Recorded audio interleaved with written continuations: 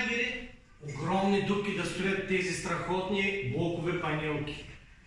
И докато строяха, като паднеше един голям дъжд, както този, дупката се наводняваше. Ама не много, примерно една-две кери с толкова вода.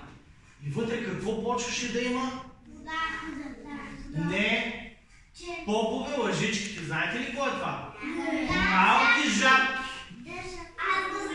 Жабата, преди да стане на 4 крака, е като малка рибка, с главичка и е така плува чики черно.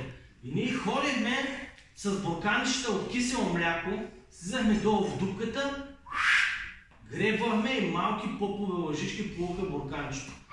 После изникваха крака. 4 крака и опашката падаше. Блок!